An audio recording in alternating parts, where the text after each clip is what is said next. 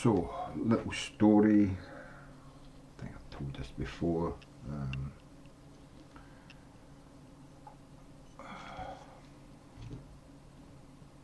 Back a couple of decades ago, when I was like a young man, late teens, early 20s,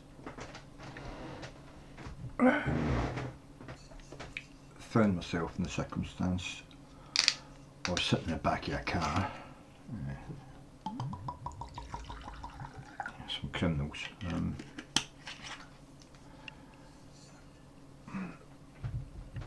Let's just say I'd got myself involved in something that I didn't want to be involved in.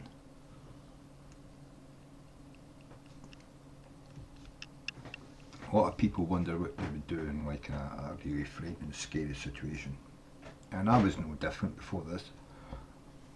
Obviously I'd been in circumstances, you know, at school, getting in fights, you know, fisticuffs, you know, that sort of thing.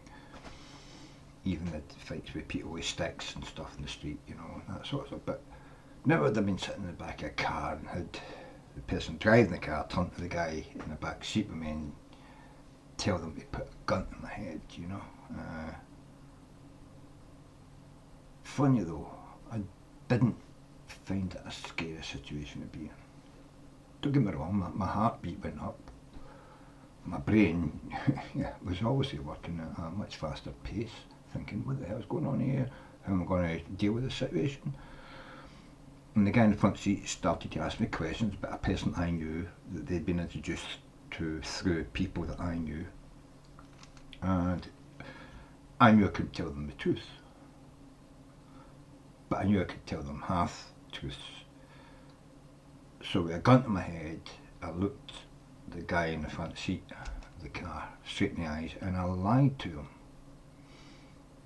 I don't know what it was, but there was just something in me that I just knew they weren't going to shoot me in the back of this own car. I just knew that this was a threatening circumstance, yet, but I knew they weren't going to shoot me in the back of this guy's car. It just didn't make sense to me. I knew they were trying to fucking frighten the shit out of me. And by knowing that, I wasn't as scared as perhaps some people would be, you know. So I lied to the guy, asked him the question. He looked straight in my eyes, I looked straight in his eyes, and I lied to him. And he accepted that he wasn't going to get any more out of me than what I told him. And he gave his eyes flicked to the guy that was holding the gun, and he gave a little twitch to his head, and the gun was taken away from my head. We then went and did something, the three of us. The gun wasn't involved, but we went and did something. Then we got back in the car about 20 minutes later, and they dropped me off at my house, you know. And I never seen these guys again, ever, you know.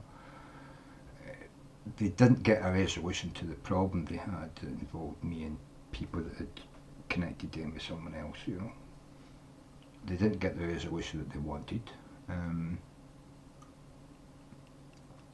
I had tried to guide them in a manner that best suited to me surviving. The people that I knew connected them to this other person would be left alone, and that other person who was the person who had caused this whole shit would have the whole load of crap come down on them. So it was a resolution good for me, good for the people that I knew that I wanted to keep safe, and not so much good for the person who had, used us to connect to these people with guns, and it didn't work out well for the people with the guns either. So, but as I say, I've never seen those particular people again, but I've met several people like that through my life, and when I get into those circumstances, those situations where it looks like your life is in imminent danger, a lot of the time you just know it isn't. It's funny that how your brain calculates and takes in a lot of information and comes to a resolution, a solution to what's going on about you that it either adds up to a really dangerous situation, or it adds up to a situation you know you can get yourself out of if you do certain things. It's weird that, but the brain really does work like that, you know. A lot of people don't understand how your brain works, man.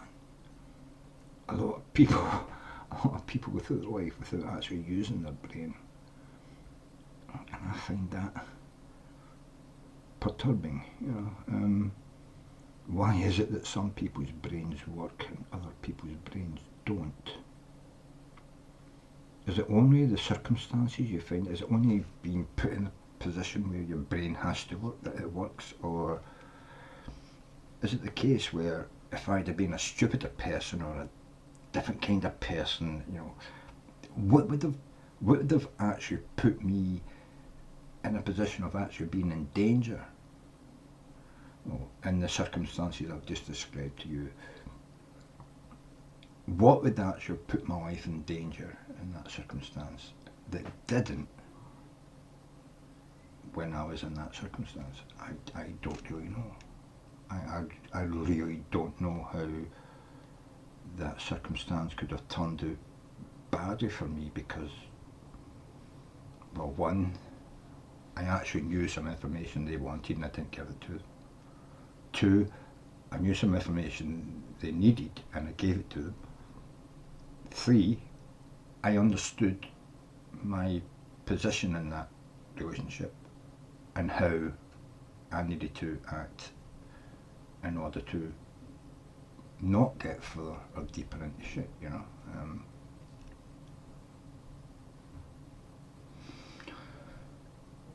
Not every circumstance I've been in have I had so much ability to control the outcome. Sometimes you're dependent on other people to act correctly in order for you not to be more deeply involved in a circumstance or a situation, and not to be endangered of physical harm through the actions of another. And it's a less acceptable place to find yourself, but depending on the people who do have the power to say or do the right thing, how much you trust them, how much they like you, your relationship, that sort of thing.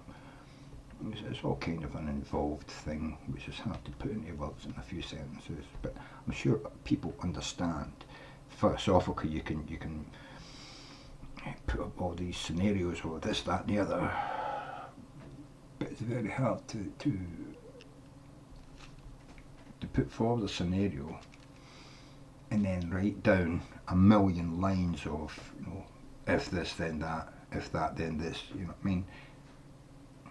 The interaction between human beings isn't just, well, they're the same race as me, they're the same nationality as me, you know, the same religion as me, the same non-religion as me, the same football team as me, you know, all that stuff, you know, that's just a few lines of a million of lines, connections you have with people that you might get into circumstances with, which would make a determination of how the outcome will affect you, you know, if you're not in charge of resolving that outcome, but other people are. You might think people are your friend, but you don't really know until you're in a circumstance where that friend of yours can either put both your lives on the line, both the health of both of you is on the line to get out of a circumstance, or he can decide to say, I'm just going to save my own fucking skin and not care about what happens to other people. So there's all that. So it's all about the kind of people you know, the kind of people you hang out with, the trust you put in each other, whether that trust is worthy. A whole lot of shit that people have to understand goes on in the world. I mean, sometimes not even a family member can be trusted to stand up for you. Never mind somebody for a group you're in, you know, standing up for you and helping you out. When it comes right down to it, being in a group, being with another group member when shit happens, doesn't mean that group member is going to care or pay any attention about what happens to you. Some people are just selfish and they don't give a fuck. And nationality, skin colour, creed, religion, ideological compatibility, love, even that strongest they say of bonds between people can be broken by a threat of violence and harm, you know. But you will find people try and twist your idea of where your loyalty should lie, a lot of the time for their gain, and you get nothing other than the little feeling that I did my bit. I did my bit and I stood up for our group or our club or our, you know, or little bit of bullshit, whatever name tag you want to put on it. That's all a lot of people end up with. And it's sad. It is so sad. That's what a lot of our society is based on. Bullshit. Total bullshit. Total uniforms, badges, oaths, you know, swears and double dares and, you know, all that fucking crap. You don't know what someone you trust is going to do until you get in a situation where you have to trust them, and then finally you find out, you know.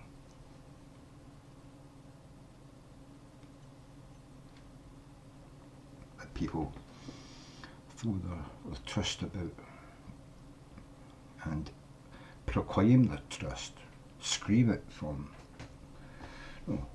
high places, that, you know, this trust is real without ever having been tested.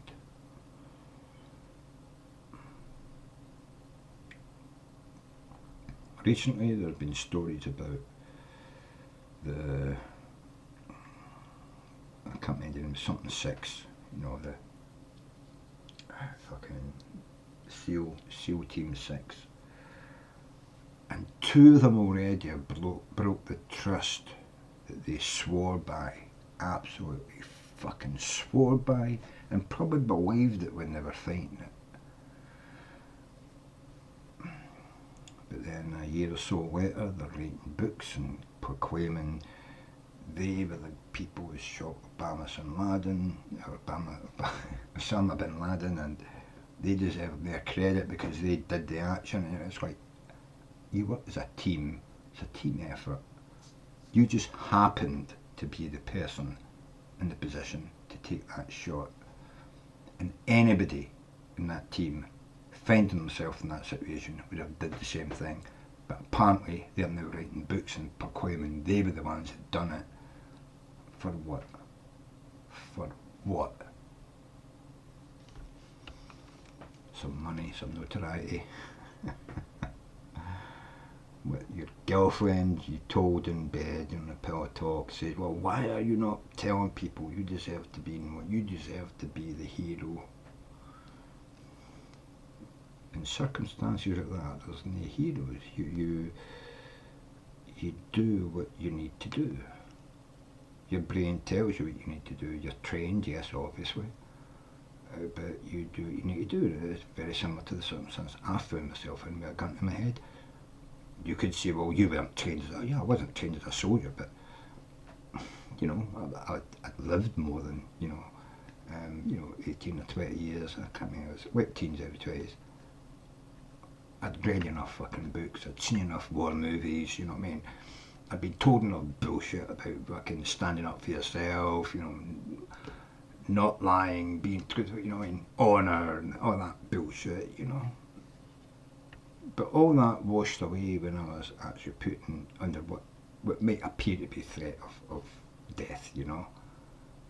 But to be honest with you, at the time when I had that gun in my head, I knew I wasn't under threat of death.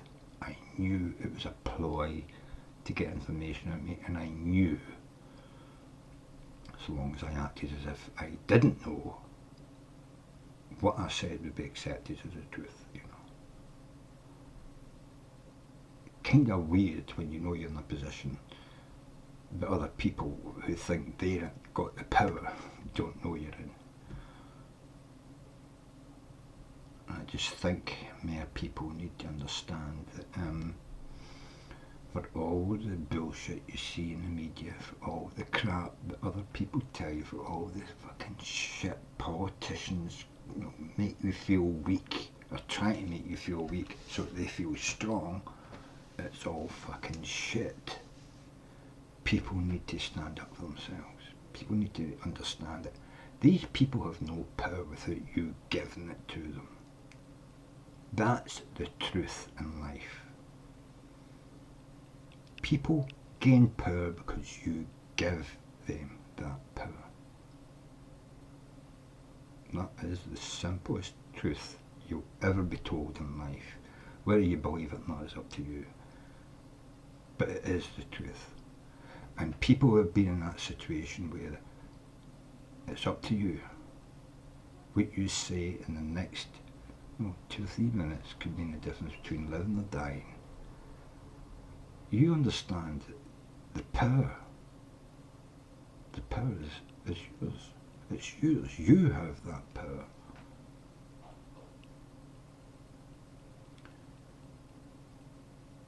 Could be you can't talk your way out of it. I knew I could.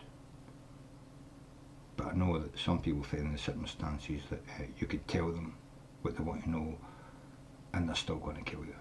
And in that circumstance you still have the power. You have the power to refuse to give them the information they need. A lot of the time people want something from you. But half the time people don't know what they need. They might demand something from them because they think that's what I want. But a lot of the time it's not what they need. And so you can give them what they want, they don't get what they need, you still retain the power.